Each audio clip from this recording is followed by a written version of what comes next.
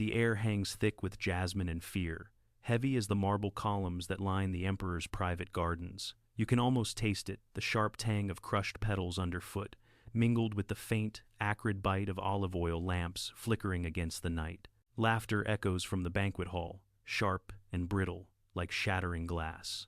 But closer now, in this shadowed alcove, the sounds shift. A rustle of silk, a muffled sob swallowed by the wind off the Tiber. Hands, calloused from years of weaving dreams into fine linens, tremble as they adjust a veil over trembling shoulders. She is 18, her hair coiled like a crown of midnight, eyes wide as the sea her father once sailed for trade. The guards stand silent, their spears glinting like accusations. One step forward, and the laughter swells again, pulling her toward the light. But she hesitates, fingers brushing the cool stone wall, whispering a name her mother's, perhaps, or a brother's long gone to the legions. The door creaks open, torches blaze, and there, on a dais draped in crimson, he waits. The man who calls himself a god, his smile a blade unsheathed. What happens next will echo through the empire's veins, a poison no antidote can purge. But hold, because this girl, this moment, is just the spark. The fire devours hundreds more before dawn. What you're about to hear involves sexual violence and systematic humiliation against women, drawn from ancient accounts that pull no punches. These events are documented in Roman texts, but they're raw and unrelenting. If this pulls too close to the bone, step away, no shame in that. We're here to trace the machinery of power that ground lives to dust, not to linger in the wreckage. For those pressing on, let's walk this path together, eyes open to the gears that turned a boy into a monster and a republic into a cage. Imagine Rome not as the eternal city of marble and myth, but as a vast, creaking engine of ambition, where every senator's toga hid a dagger's edge. This was the early empire, barely a generation old, stretching from the misty hills of Britannia to the sun-baked sands of Egypt, a colossus fed by grain ships and slave galleys, ruled by men who whispered of gods but schemed like wolves. In AD 37, when Tiberius finally choked out his last breath on Capri, the machine hummed with fragile hope. His successor, a young man of 24, golden-haired and sharp-eyed, the son of Rome's greatest general, Gaius Julius Caesar Augustus Germanicus Caligula, to those who remembered the toddler in soldiers' boots toddling through legion camps. The crowds cheered as he burned tax records in the Forum, freed prisoners from dank cells, and staged games so lavish the Colosseum's stones seemed to sweat under the weight of joy. But this wasn't madness bursting free. This was a machine recalibrating, its operator forged in fire, now twisting the levers toward control. Caligula's orgies weren't mere indulgence. They were the emperor's ledger, balancing power against the elite who dared dream of chains on his throne. What began as whispers in perfumed chambers would swell to ensnare nearly 300 daughters of the Senate virgins and brides turned to currency in a tyrant's vault. And, in that vault's collapse, a lesson etched in blood, absolute rule devours its own roots. But how did the golden boy become the gilded ghoul?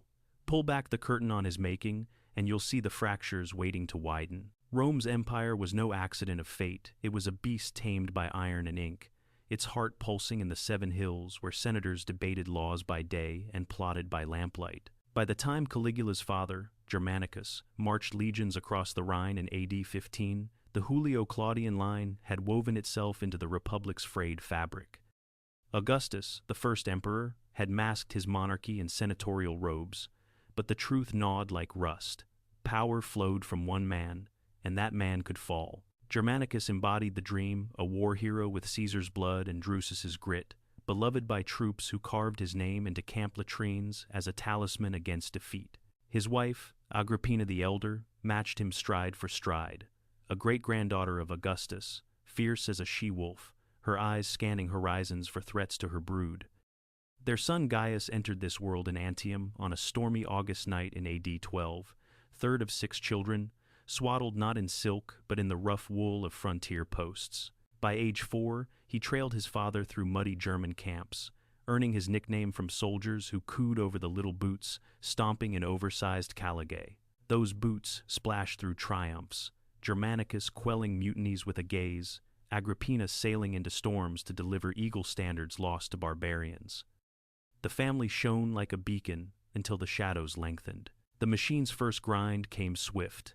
In AD 19, Germanicus fell ill in Antioch, his body blooming with dark spots, froth bubbling from lips twisted in agony. Poison, the whispers claimed, laced in his wine by rivals like Gnaeus Calpurnius Piso, the provincial governor seething at the golden boy's eclipse. Gaius, just 7, watched his father's pyre blaze on the Syrian shore, the flames devouring not just flesh but a future unspooled. Agrippina sailed home with ashes in an urn, her grief a gauntlet thrown at Tiberius, Augustus's dour heir.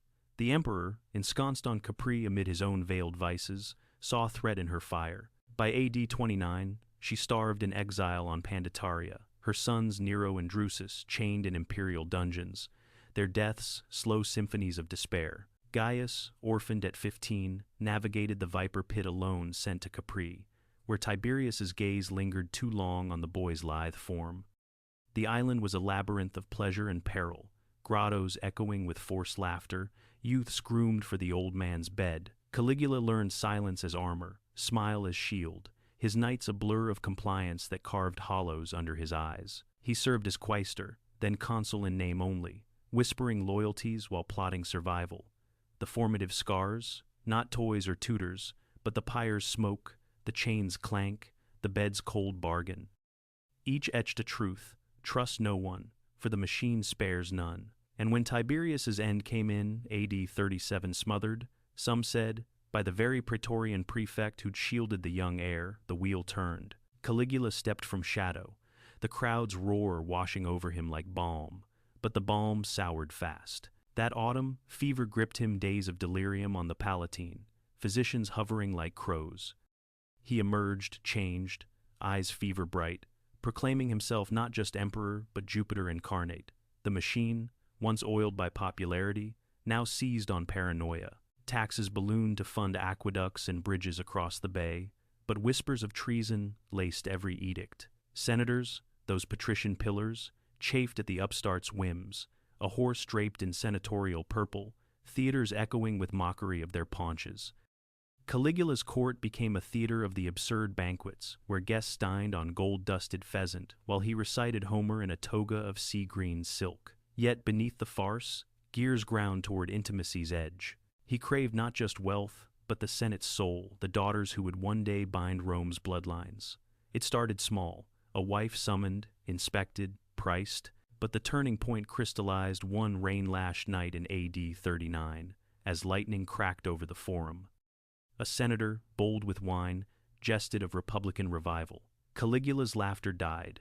By dawn, the man's estates were forfeit, his family guests at an imperial feast. "Bring the girls," the emperor murmured to his chamberlain. And so the ledger opened not for lust alone, but to etch obedience in flesh.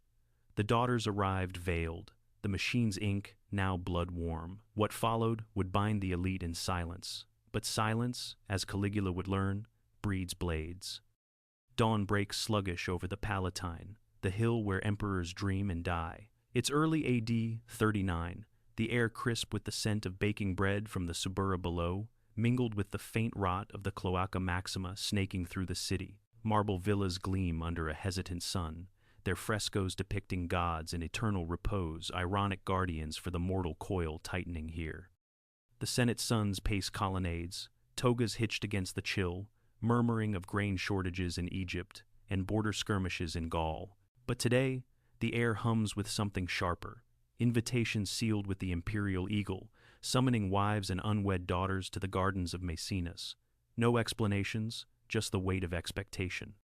Caligula himself strolls the paths at midday, his retinue a rustle of silk and steel eunuchs with fans of ostrich feathers, guards in polished lorica, and scribes tallying the morning's tributes. He pauses at a fountain, where water nymphs, carved in porphyry, spill eternal streams, and traces a finger along cool stone. The machine whirs beneath his touch. Informants in every household, ledgers of lineages tracing back to the Republic's founders. These daughters? Not playthings, but keys to locks he alone holds. Among the summoned stands Cornelia, 20 summers etched in her frame like vines on a trellis. Daughter of Lucius Aelius, a senator whose vineyards stretched to the Alban Hills, She woke that morning to the hum of her household slaves, grinding spelt for porridge, her father's voice rising in quiet fury over the scroll. Cornelia had always been the quiet bloom in his garden, schooled in lyre and loom, her laughter, a melody at family suppers, dreams woven of a match to some steady equis from the provinces. She remembered summers at the villa, chasing fireflies through olive groves, her mother's tales of Ceres whispering promises of hearth and harvest. Lucius had shielded her from the court's whispers, the emperor's divine inspections, the vanishings of noble houses. But now the invitation lay open on the atrium table, its wax seal broken like a vow. "It's an honor," her father muttered, but his hands shook as he clasped her shoulders, the calluses from scroll work rough against her skin. She dressed in white stola, simple as a vestal's, her hair braided with myrtle symbol of love, or, so the nursemaid insisted. A litter bore her to the gardens, the curtains drawn against curious eyes, her heart a drum against ribs. What harm in a feast? The gods favored the bold, her mother used to say. Little did she know the boldest god walked among men, his favor a chain disguised as laurel. The confrontation unfolds in the peristyle, where columns frame views of cypress groves swaying like conspirators. Caligula reclines on a couch of Tyrian purple, grapes dangling from a silver vine in his hand, his gaze sliding over the arrivals like a merchant appraising silks. Cornelia is led forward, her veil slipping just enough to reveal eyes the color of aged Falernian wine. "Ah, the vine-grower's gift," he drawls, voice smooth as oiled bronze. The chamberlain, a stooped Greek named Apelles, bows low, reciting her lineage. Father, a quaestor under Tiberius, mother from the gens Julia's lesser branch. Caligula's lips curve not a smile, but a sculptor's incision. "Remove the veil," he commands, and the air thickens, slaves averting eyes to mosaic floors, depicting Bacchus's revels. Cornelia stands exposed, the breeze teasing her hem, her pulse a thunder only she hears. He circles her slowly, plucking a grape and rolling it between fingers jeweled like a temple's hoard. "Your father owes the treasury, a tithe, shall we say, but blood repays deeper debts. The choice hangs unspoken, compliance for clemency, resistance for ruin." She meets his eyes steady, like her father's in the fields, and whispers, "My lord, I serve Rome, not its shadows." A ripple through the guards, Apelles' quill scratching parchment. Caligula laughs, low and liquid. "Rome serves me, child. Tonight, you serve the feast." The act itself fades into twilight's blur, the garden's paths emptying as lamps gutter low. Cornelia emerges hours later, her stola torn like a banner in retreat, bruises blooming under sleeves like secret sigils. No screams rend the night, only the distant hoot of owls, the lap of fountains mocking purity lost. She stumbles to a bench beneath a plane tree, its leaves whispering absolution, and retches into the shadows, the jasmine now cloying as deceit. Dawn finds her in the litter homeward, the city's bustle a veil for her silence. Lucius waits at the gate, his face ashen as Parian marble, but she waves him off, words too heavy, gestures too frail. Word spreads not in shouts, but in averted gazes, a scribe's hurried note to a cousin in Capua, a wife's hushed warning over dice. By noon, another invitation flies to the house of Quintus, whose daughter follows suit. This wasn't about Cornelia's grace or Lucius's vines. This was the machine's calibration, daughters as dowry for loyalty, orgies as oaths sworn in flesh. Senators gathered in the curia that week, voices low over maps of Gaul, but eyes darted to empty benches. Where were the heir's brides? One modern echo chills the spine. Boardrooms where whispers of harassment buy silence, the powerful pricing compliance in shadowed deals. Yet Cornelia endured, her loom resuming its rhythm, threads weaving not just cloth but resolve. But that resolve, it simmered unseen. What if one girl refused not with words, but with a hidden vial? The emperor's feasts grew bolder, but so did the blades in the dark. From the emperor's perch, the world narrows to a chessboard of marble and motive, each piece a senator's trembling fealty. Caligula paces his private scriptorium that spring, parchments unfurled like veins across ebony tables, the air sharp with ink and myrrh. AD 39 bleeds into summer, the Tiber's floodwaters receding to reveal bloated corpses, messengers from frontier legions, or so the augurs claim. But Caligula sees patterns, A cluster of estates in Etruria sold too swiftly. Whispers of a senatorial pact traced to a tavern near the Capitoline. They breed rebellion in their nurseries, he mutters to Apelles, the Greek's bald pate gleaming under skylights. The chamberlain nods. Quill poised his role the machine's scribe, tallying not grain but grievances. Incentives flow like aqueduct water, a guard's promotion for a timely tip, a eunuch's silk for eyes in the baths. The persecution spreads not as wildfire, but as roots-seeking cracks, first the wives, summoned for divine counsel, their husbands billed for the honor.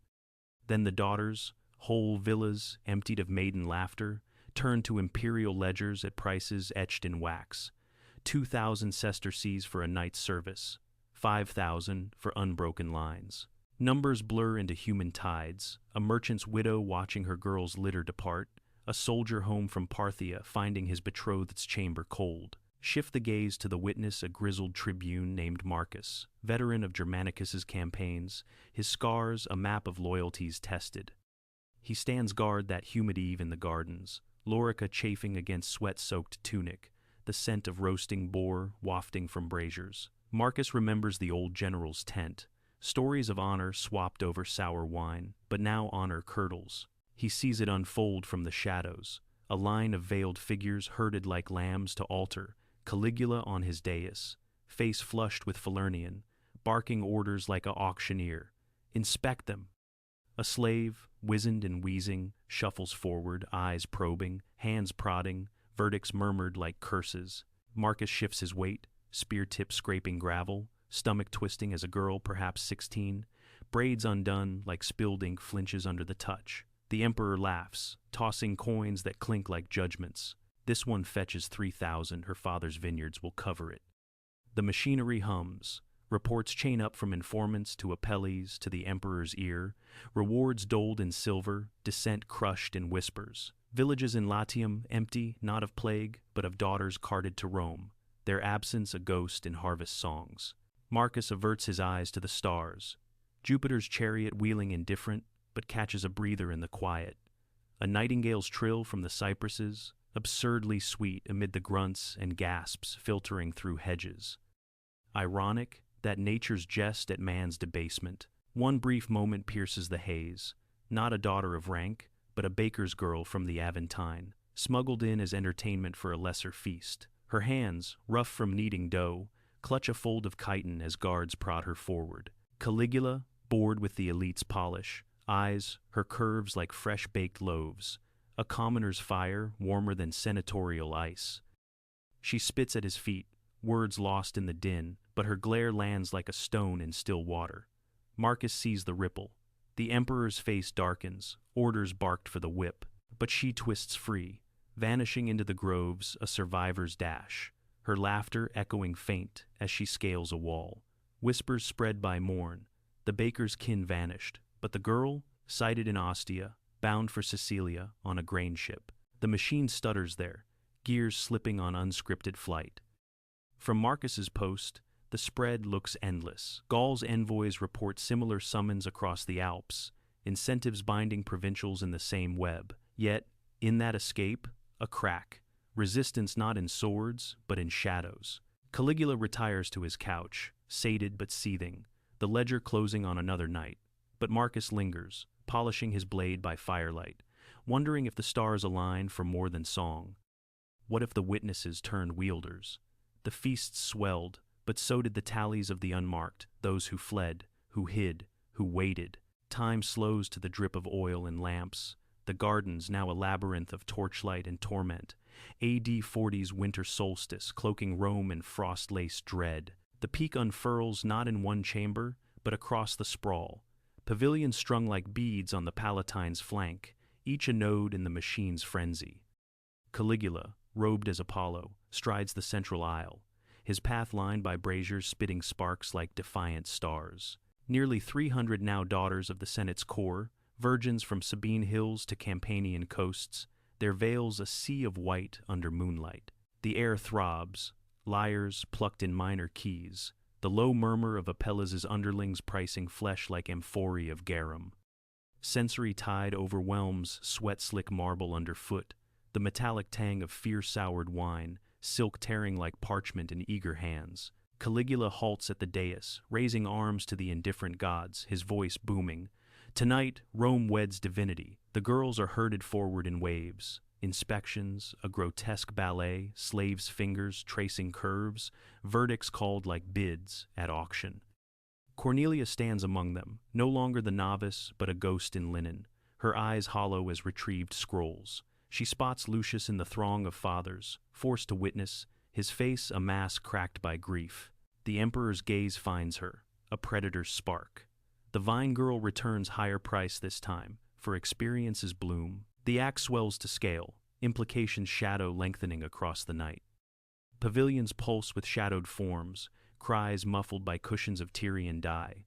The machine's rhythm, a relentless churn entry logged, exit tallied, compliance enforced by spear tip. Caligula weaves among them, toga shed like a skin, his laughter a lash amid the haze. No single blade falls here, it's the collective unraveling lineages bent, futures bartered, the Senate's pride ground to chaff. Sensory anchors ground the horror, a dropped hairpin, glinting in torch glow, the distant forum's bells tolling midnight like a dirge. Hours stretch, the frost deepening, until the first crack fissures the facade. A girl barely wed, from a Tusculan estate slips her bonds, dagger from a guard's sheath flashing brief as comet tail. She lunges not at flesh, but at the ledger on Apelles' table, flames leaping from a brazier to devour parchments in a whoosh of accusation. Chaos blooms, screams sharpen, guards clash, the emperor scrambling back, robe askew, his godhead mocked by soot-streaked face. Treason, he roars, but the fire spreads metaphor and literal, whispers igniting among the fathers like dry tinder. Lucius pulls Cornelia close, her whisper fierce. End it, father, the machine breaks on its own weight. The girl with the dagger? Cornered, but unbowed, her blade turning inward as spears close. Not death, but the echo. Resistance's seed, planted in the elite's marrow. The crack widens at dawn, the gardens smoldering, acrid smoke curling like vengeful spirits. Caligula retreats to the Palatine's heights, eyes wild, ordering purges that claim 24 by noon senators dragged from beds, estates razed to ash. But the overreach bites back. Cassius Chaerea, tribune of the Praetorian Guard, stands in the antechamber, his face a storm cloud. A veteran scarred by German wars, Chaerea had endured the emperor's taunts, mocking his soft voice as effeminate, assigning him guard duty at these very feasts. Tonight, as flames lick the horizon, he grips his sword's hilt, whispering to comrades, "The god bleeds like any man. The machine, bloated on excess, grinds a tooth loose." What broke? Not just the girl, nor the ledger's blaze, but the emperor's hubris, declaring horses consuls while daughters wept. Caligula sleeps fitful, dreaming of pyres, unaware the guard's shift nears. The solstice's horror lingers in bruises and silences, but in that lingering, the pivot, from feast to funeral pyre, the system's own weight its undoing. January's chill bites deep into AD 41, the Palatine shrouded in mist like a widow's veil. Caligula's fate seals not in grandeur, but in a theater's gloom, the Palatine Games, where actors mime myths under a canopy of oiled silk. He rises mid-performance, cloaked in purple, bound for a latrine's shadowed corner, Cassius Chaerea at his elbow. The tribune's blade flashes 30 wounds, say the chroniclers, each a punctuation on tyranny's sentence. His wife, Caesonia, falls nearby, hacked in the nursery. Their infant daughter, Julia Drusilla, dashed against marble, her cries silenced in an instant of brutal calculus. The Praetorians, complicit till the end, loot the palace in riotous glee, silver spilling like blood. Power shifts seismic. Claudius, the limping uncle, long mocked as fool, dragged from curtains to throne, his stutter masking a steadier hand. The Senate, bruised but breathing, votes damnatio memoriae, statues toppled, names chiseled from arches, but the machine endures, oiled now by caution. Long-term scars? The elite's daughters wed in haste, lineages guarded like state secrets, while the empire's borders hold, but trust fractures like frost on aqueducts. Ironic twist. Caligula's bridge across the bay, meant to mock the sea god, crumbles in storms. Its ruins a fisherman's snag ambition's echo, drowned. Cornelia survives the purge, her father's vineyard spared by a timely bribe, but the loom falls silent in her hands. She weds a quiet provincial, bears sons who shun the capital's gleam, her tales dying with the embers. Lucius fades into obscurity, his seat in the curia empty, a ghost among togaed shades. The community, senators convene in whispers, their feasts now sober affairs of bread and strategy, daughters veiled till 20 summers, Rome's pulse, steadier but scarred. Claudius rebuilds roads snaking deeper into Britannia, harbors deepened at Ostia, but the Julio Claudian's rot festers, Nero's fire, a distant spark. Centuries bury the gardens under vine and villa, the machine's gears rusting in soil. Fast forward to 1930, when divers plumb Lake Nemi's depths, hauling up hulks of cedar and bronze pleasure barges, 9 stories tall, their decks mosaicked with fish scales, columns gilded as Caligula's whims. These onyx ships, as Pliny dubbed them, sank in antiquity, perhaps torched in civil strife, but their resurrection paints the emperor not just tyrant, but builder of floating palaces where feasts floated unmoored. More recently, in 2024, a parking garage is dig near the Vatican, unearths travertine walls and lead pipes stamped Gaius Caesar, the Horti Agrippinae, his mother's reclaimed groves turned to his private Eden. Archaeologist Maria Gatto, knee-deep in silt, brushes dirt from inscriptions, her team's trowels uncovering not just stone, but stories. Aqueduct feeds for fountains of imported Nile water, niches for statues of deified sisters. This wasn't waste, she tells a circling press, but a bid for eternity power etched in earth. Anthony Barrett, the Canadian scholar whose 2023 compendium sifts Suadeus's scandals from Dio's dirges, nods in his Ottawa study. The barges show extravagance, yes, but also engineering Rome envied. The orgies, propaganda's ink, but the control, undeniable. Tangible now, the pipe's chill lead and gloved palm, the barge's bronze rams gleaming in museums, proof that the machine left bones. Why does this echo across millennia? Not in lurid tales, but in the universal grind. Power's temptation to price the unbreakable daughters, dreams, descent in coins of compliance. Barrett's analysis cuts clean. Caligula wasn't born monster, but molded by a system that orphaned him young, teaching survival and submission school. Modern parallel, tech titans scanning boardrooms for leverage, whispers turning to NDAs, the elite's heirs priced in algorithms. What it teaches? Human nature bends under unchecked rule, but cracks widest at intimacy's edge when the machine demands not gold, but the hearth's fire. Resistance blooms there, in a father's averted gaze, a girl's unyielding stare. Transcends the Tiber's banks. Wherever one claims godhood, another sharpens the blade. This isn't ancient dust. It's the blueprint we still dismantle, one unearthed pipe at a time. Return to that alcove, jasmine crushed under hesitant steps. The veil lifts no more, it's dawn now. The gardens raised, cypresses felled for pyres. Cornelia's hairpin, lost in the fray, lies buried under parking lots, but its glint lives in the ledgers we read by lamplight. Those daughters were meant to vanish into the emperor's shadow, but they didn't. They surfaced in scrolls, smuggled through exiles, in barges dredged from lake beds, in the stubborn memory of a republic that refused to forget.